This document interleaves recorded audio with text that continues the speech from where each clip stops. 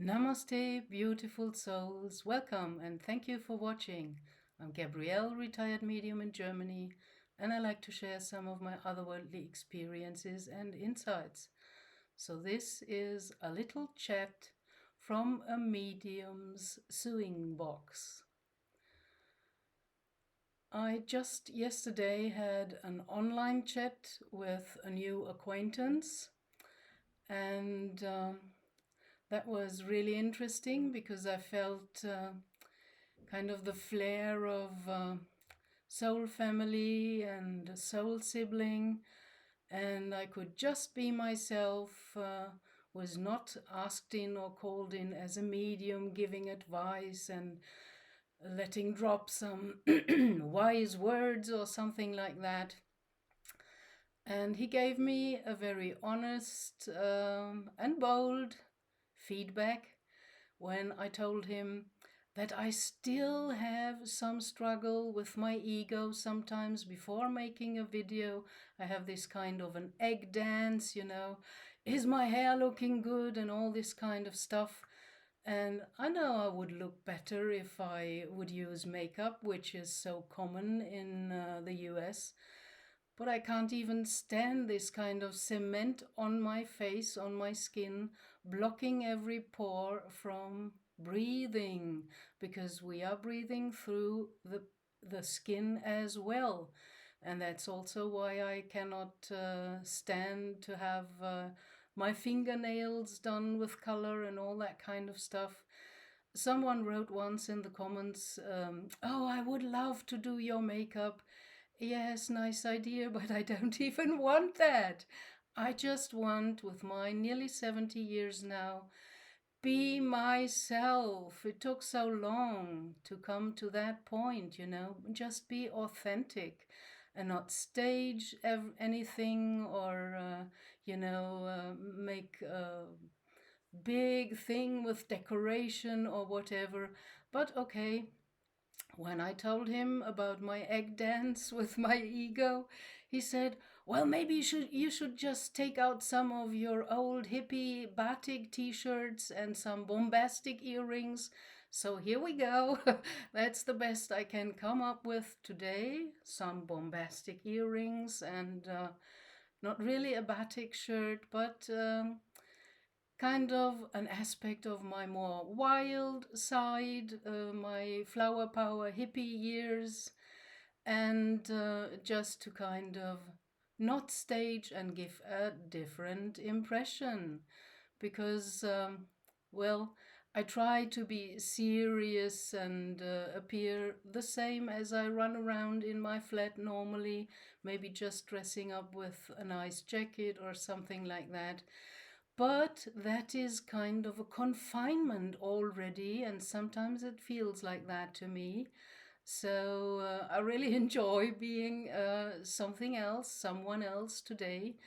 And the chat of a medium's sewing box is all kinds of weird and sometimes interesting experiences I had while working still with clients one on one.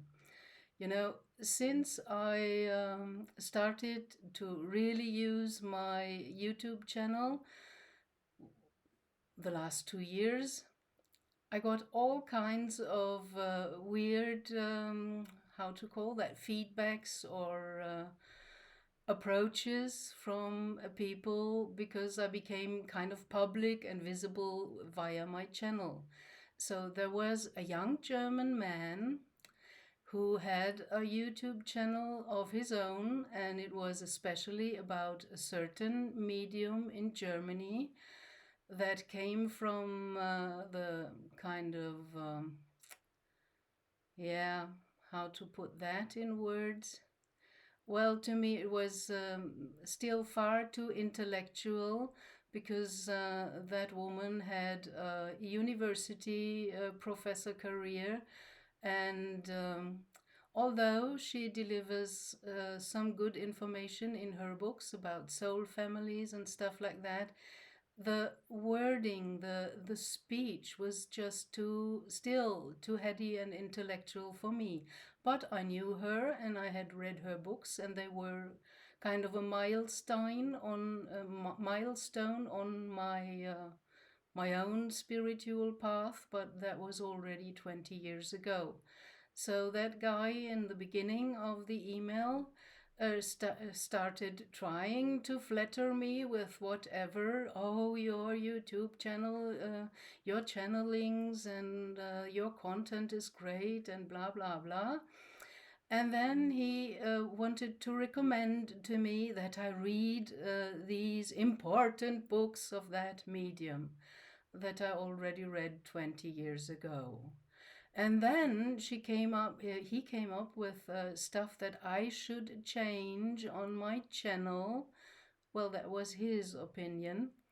And in the end, he even wrote, my soul mission is to correct others. And I thought, oh my God, good luck with that, dear one.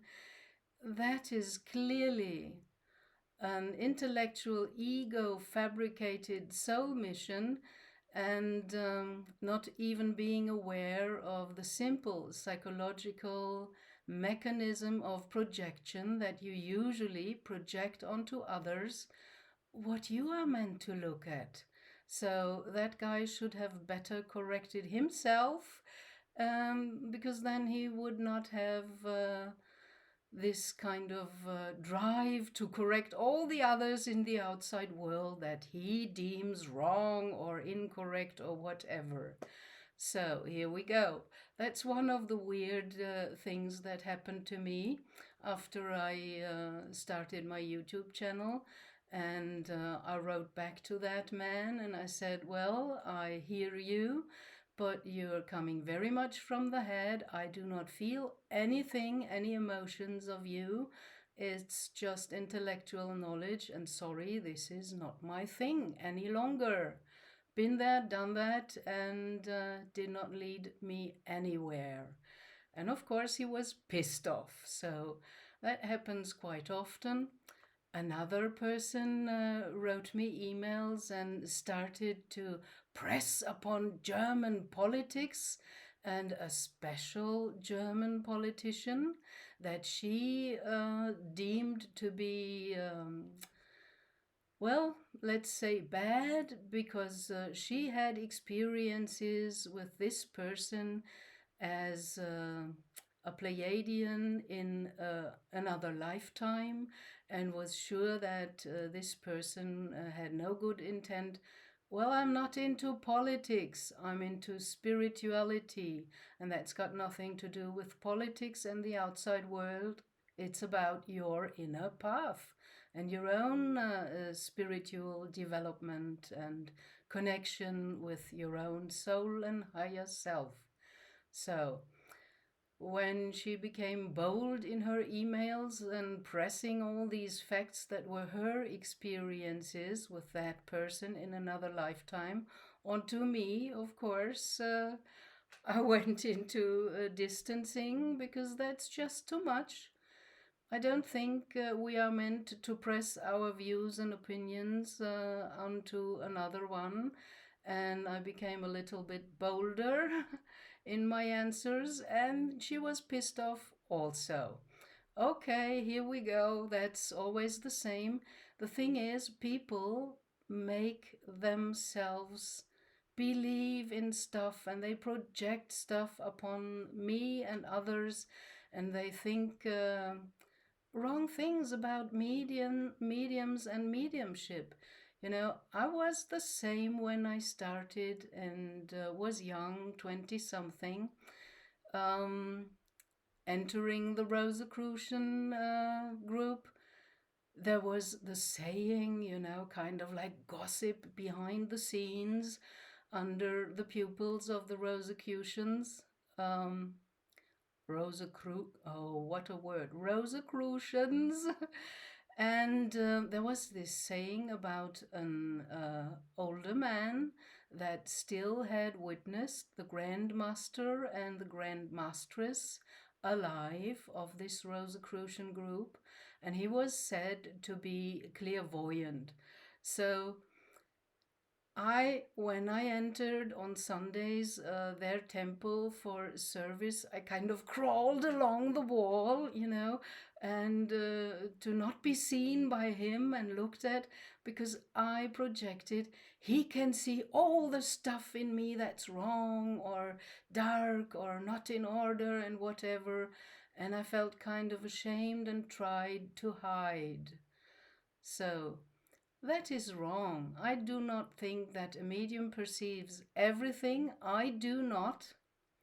I have to focus onto a special theme, topic, or person and kind of switch on my psychic senses.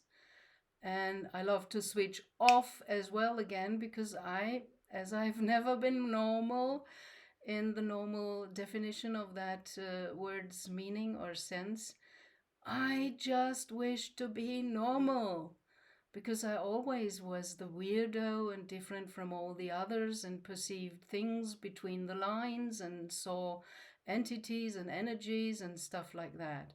So, what you might wish, some already expressed that in some comments. Oh, you have such an interesting life, what you are experiencing and sharing, and blah, blah, blah.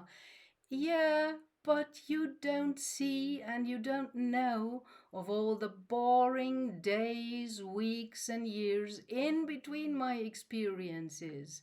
And you don't know that I'm crying as well, sitting on my couch in my living room, that I feel sad and that I'm depressed sometimes. Thank God, much less than in earlier days, because to me, as I found out in my case, the depression was coming from the Latin word depressere, which means to kind of push down. I was not answering my call, my inner call, and I wasn't aligning with my soul mission. That's why I got a depression and burnout and all this kind of stuff, because I wanted and tried so hard to function like everyone else in this world, in the material world, in professional world, with career and all that stuff.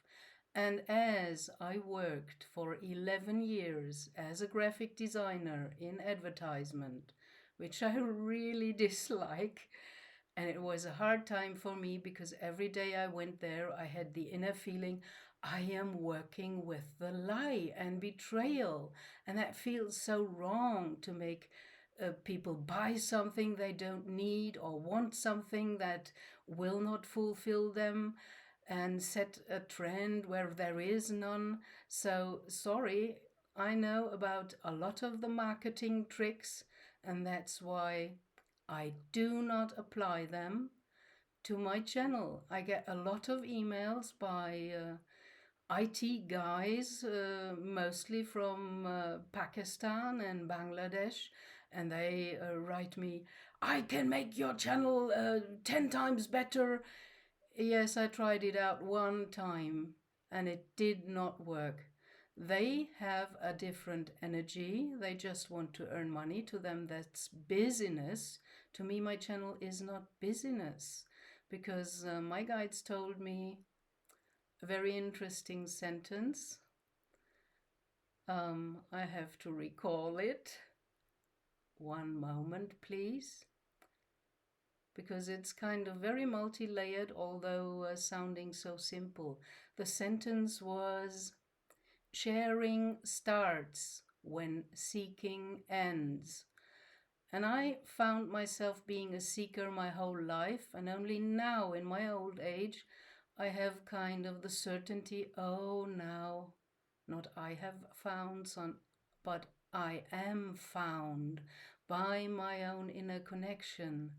And all the stuff I read and heard and studied before was just intellectual knowledge. And only when I started kind of the practical side of that via my mediumship trainment and working with clients, I got kind of the rubber on the road, and my whole spiritual ideas became feet that were grounded on the earth. And I love being grounded, and I'm very grateful that my mediumship teachers were very grounded people. Because, hovering half saints, we don't need that. That's an illusion. We have a human part and a soul part, which is higher frequency and has a different kind of objectives than you are entrained by society to have to care about your wife, your house, your boat, your car, your profession, your career, or whatever, how much money you have on your bank account. Well, that's the mundane life, but the inner world life is different. There we all look for resonance with truth or beauty and the good. And we seek for confirmation that we experience something supernatural. If you start talking with someone a little bit deeper, nearly everyone has had once in his life, or sometimes more often, some kind of supernatural transcendent experience, and that is what never goes away and what always keeps us curious about what is the invisible that I cannot see but sometimes perceive and feel. So this is about the sewing box of the medium. I even once had a client diagnosed with cancer, and which I find very irresponsible. It was said to her that she has only 6 months to live. So, of course, she was desperate and afraid of dying and all this kind of programmed stuff. Since I had my NDE and know that there is a beyond and that the soul is eternal, cannot die, and the journey is ever ongoing, I'm not afraid of death any longer. So that person contacted me and wanted a healing session. And at that time, I still used Skype as it still existed and wasn't bought up yet by Microsoft Teams, which is much more complicated. I'm a no techie. I need stuff to work and function in the most simple way. I don't even know how to cut a video. When I make my little videos, they have to sit like, the performance of someone in a theater. In film, you can cut the scenes and play a scene again and again until it sits in the eyes of the one doing it.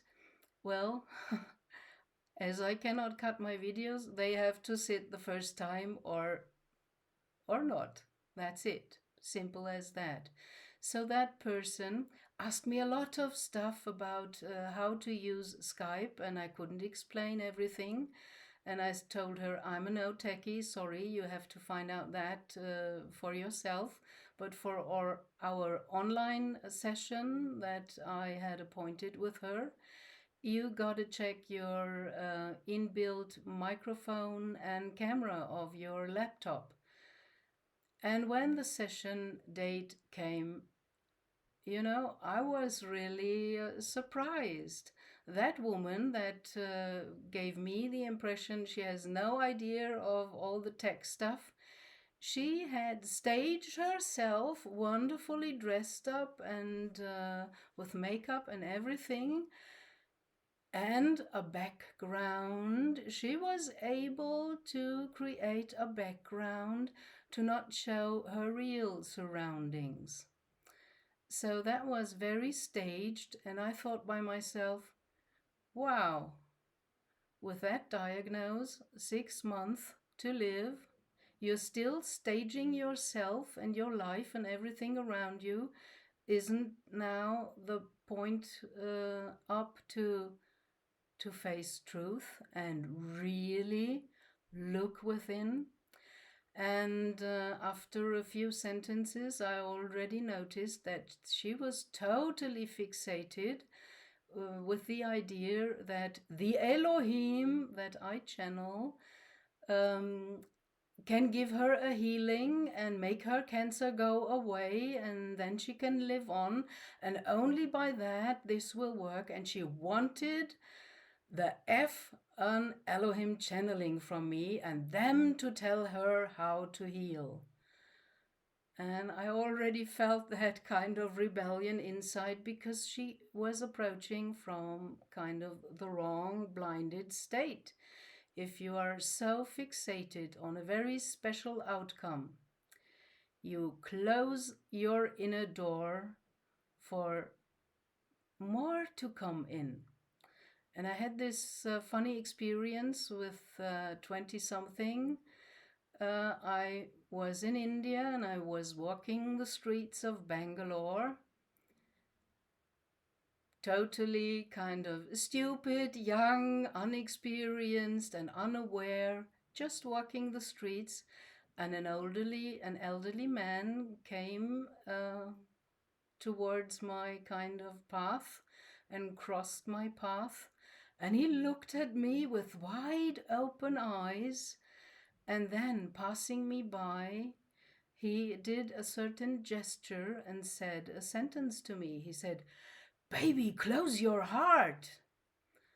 And I was kind of surprised. I wasn't even aware of my heart. I was not aware that it was so wide open. I was so blue-eyed and naive, believing everything, because I didn't know and I didn't reconnect at that time with my inner kind of compass, the resonance you feel if you encounter truth.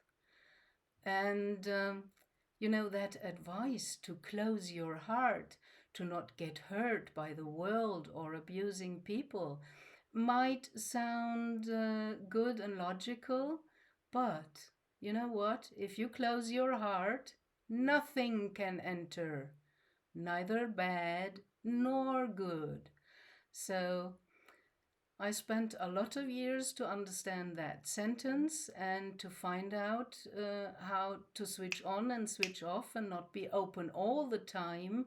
But I preferred to be open, even taking the risk of being disappointed or hurt or whatever, because if the door is closed, nothing can come in. So that's an important point as well. You have to open up to your inner heart center, your higher heart, where the connection to your soul with the divine spark is. And that is with you since the beginning of time, since your soul was created first by the one infinite creator source, white light. That is the real God, not one of these Anunnaki imposters, or like the Gnostics like to call it, the demiurge, the false creator of this world as he claims to be. But it's just a bad copy of the real kind of spiritual divine world or dimension where source resides, which the Gnostics call the pleroma. High frequency, love, compassion, everything you need. If you split the white light through a prism, you get the rainbow colors, and they correspond with our chakra system and the colors that are assigned to the chakras, and also to the kind of ray of light a soul belongs to. So when I once visited another medium not so far away from where I live, here in the middle of Germany, she was channeling Saint Germain, and when I went there only once, she had an interesting exercise. She called everyone in her channeling trance state up to her onto the stage and told them to which ray they belong. And I was told I belong to the violet ray. Okay, that didn't tell me that much at that moment. and I was kind of pushed away by the weird group dynamics that very often are happening around a person like that, a medium or a channeler that has a known center or a group of his own, and events planned and stuff like that. So there was this kind of inner circle around her, sitting in the front rows, and I had the feeling that they are blocking off everyone else coming or trying to come close. The new people that came and wanted to participate in an event and have their experience, they were kind of blocked off by these people that to me only seemed kind of jealous and wanted the master, the guru, for themselves and not let anybody else come close. So that was, well, it just felt wrong and was not my thing. And as I found out later, because the only one of my spirit guides that really once, boom, showed up in front of me when I was in Brazil, very relaxed and open and unstressed because I was in vacation, with her wonderful pink colored clouds around her, was Kuan Yin. And I later found out that she is as a representative of the divine feminine that was suppressed so long in more or less all religions, especially in the churches. And she is that part of the violet ray together with Saint Germain, who is representing the divine masculine within the violet ray. So that makes sense to me now that Saint Germain showed up in my one of my mediumship circles where everyone else perceived him, and another one like me came up with the name, and that was only confirmation for me. Oh, it's really him, because I saw him as well, and I had to apologize because I didn't believe in him before, and I thought that's just another kind of made up distraction. I didn't even believe in the ascended masters. So luckily, I'm open, I'm growing and changing and learning with every step and every experience. So here we go. I had these weird group dynamics quite often, and I experienced kind of the whole spectrum. Someone sitting in a mediumship group and thinking by himself silently or by herself, I can do that better. I should be the leader of that group. And then, of course, they start the infighting game and trying to enthrone you or to take you back off of the throne they themselves put you upon. That's totally weird to me that people are, in the simple psychological sense, so unaware of these mechanisms that run within their persona, their ego. Okay, here we go. A lot of that stuff and experiences made me very careful with acquaintances and friends and having groups and stuff like that. I do not consider myself as different or better, above or below than anyone else. On soul level, we are all equal. We are all brothers and sisters, seeking and remembering the way back home to the light, to source within. That's the first step, not outside. Although I spent my life 20 or more years running and seeking and searching in the outside until I understood, with some hardships, because I needed kind of some slaps on my back head to really turn inwards and seek for the kingdom of heavens within.